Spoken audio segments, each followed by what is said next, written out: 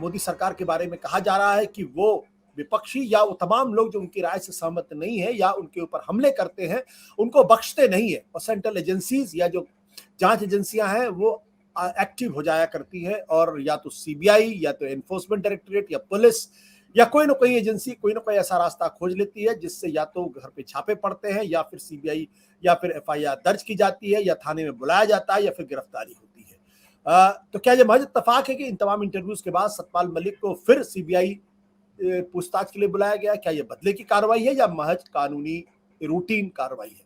इस पर करेंगे बातचीत। हमारे साथ इस वक्त मौजूद है, हमारे साथ द वायर के फाउंडिंग एडिटर्स में से एक एम.के. वेणु, साथ ही साथ प्रशांत टंडन। प्रशांत टंडन वरिष्ठ पत्रकार है जिन्होंने इंटरव्यू किया था सत्यपाल मलिक का करण थापर से पहले, और जिसकी भी काफी चर्चा हुई थी। तो प्रशांत जी, ये सबसे पहले ये बताइए कि ये पूरा वाकया क्या है? आपसे जब आपने इंटरव्यू किया था तो उसमें इन सब बातों का जिक्र किया था। एक बार हमारे दर्शकों का बताएंगे पूरा मामला क्या है, किस तरह के सतपाल मलिक इस पूरे मसले का जिक्र किया था और कैसे ये कंट्रोवर्शियल मामला बन गया है? जी आशुतोष जी, देखिए, सतपाल मलिक जी का इंटरव्यू लेने में क्यों पहुंच गया? हम लोग पत्रकार हैं, हम इंटरव्यू किसी का क्यों करते हैं? तो खबर ये आ रही थी कि उनकी सिक्योरिटी विड्रॉ हो गई या उनके पास सिक्योरिटी नहीं है, और उस सिलसिले में मैं उनके पास गया। अब क्योंकि वो किराए के मकान में रहते हैं दिल्ली में कहीं, अब क्योंकि सतपाल मलिक जी का जो टेन्योर रहा है वो काफी विवादित और बड़े फैसलों का टेन्योर रहा है। महबूबा मुफ्ती की सरकार गिरी, पुलवामा का हमला हुआ, 370 विड्रॉ हुआ, ये सारी घटनाएं वहां हुई हैं। तो जाहिर सी बात है कि जब बातचीत करेंगे तो वो सारी बातें भी आई।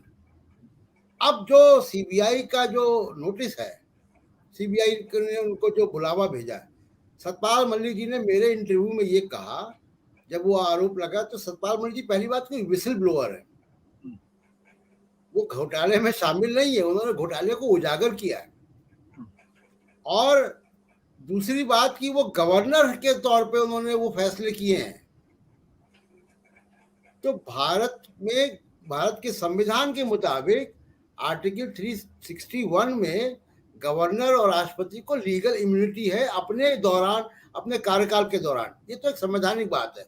दूसरी बात की जो सतपाल मलिक जी ने मुझे बताया उस वक्त कि मेरे पास सीबीआई का फोन आया, उन्होंने कहा कि आप ये आरोप लगा रहे हैं, हमने एफआईआर दर्ज की है, हम आपसे पूछताछ नहीं कर सकते, आप किसी गेस्ट हाउस में, हमारा गेस्ट हाउस है, वहां आप मेरे पास आ जाइए, चाय पी लीजिए, बता दीजिए। जो सतपाल मलिक जी वहां गए और उन्होंने पूरा बैकग्राउंड बता दिया। ये उन्होंने मेरे इंटरव्यू में बताया मुझे। तो सीबीआई के पास सतपाल मलिक साहब का एक वर्जन ऑलरेडी है। वो कितनी देर वहां रहे, क्या क्या बताया, इसकी जानकारी नहीं है। अब उन्होंने जैसा सतपाल मलिक जी क्योंकि पॉलिटिशियन है, तो उन्होंने ये भी कह दिया साथ में मेरे इंटरव्यू में भी कि मैंने उनको ये बता दिया कि जिनकी आप तफ्तीश कर रहे हो सब प्रधानमंत्री के लोग हैं। ये कुल मिला के ये वाकया रहा जो कि प्रोवोकेशन बना, शायद अभी दोबारा सीबीआई का, कि जो उन्होंने फुटनोट बाद में जोड़ा कि सब प्रधानमंत्री के लोग हैं, जिसको उन्होंने करण थापर के इंटरव्यू में और इलॉबरेट किया जाके। जी ये राम माधव का जिक्र आपके इंटरव्यू में किया था उन्होंने कि राम माधव आप आए थे और फिर उनसे 300 करोड़ की बातचीत का कुछ मसला था? बिल्कुल।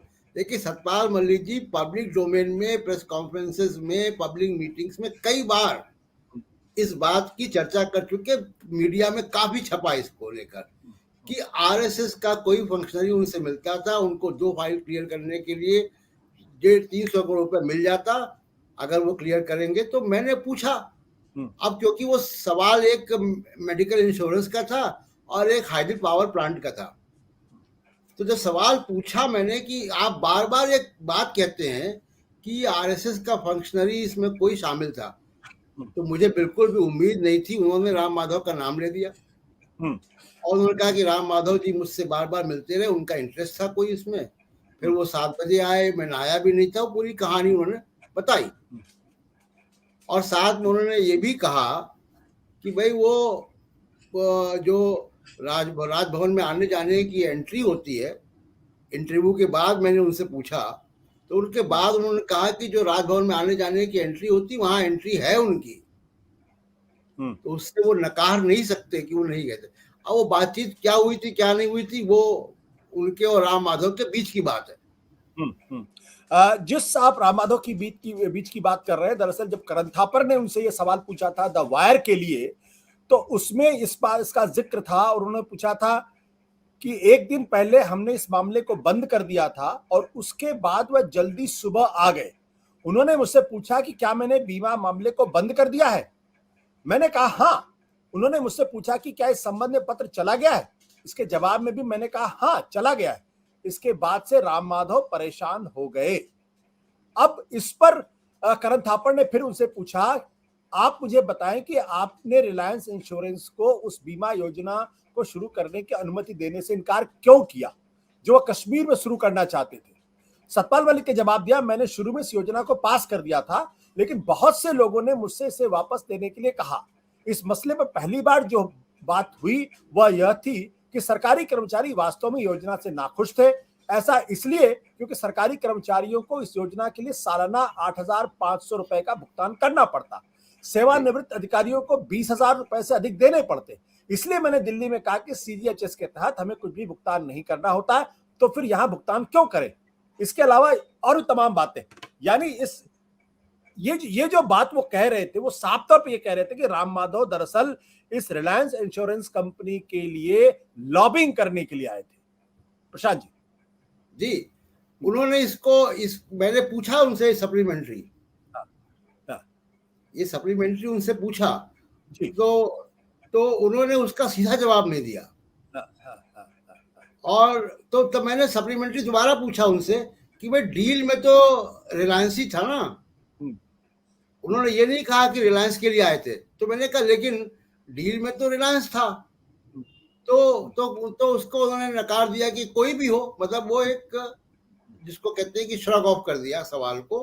तो वो वैसा जवाब था। लेकिन ये सारी एक्सप्लेनेशन उन्होंने मेरे इंटरव्यू में भी दी कि ये एम्प्लॉइज को खर्चा आता, इतना सालाना होता, उसमें जो हॉस्पिटल लिस्टेड थे बहुत खराब थे, ये सब बातें उन्होंने बताई, रीजन बताए। उन्होंने ये भी कहा मेरे इंटरव्यू में कि जब राम माधव जी आए तो मैंने चीफ सेक्रेटरी को फोन किया। चीफ सेक्रेटरी ने मुझे बताया कि वो तो फाइल चली गई, वो साइन हो गई। तो राम माधव जी नाराज हुए और उन्होंने कहा कि ऐसे इन्वेस्टमेंट कैसे आएगा। ये बात उन्होंने मेरे इंटरव्यू में कही। सत्य हिंदी का ऐप डाउनलोड करें गूगल प्ले स्टोर पर।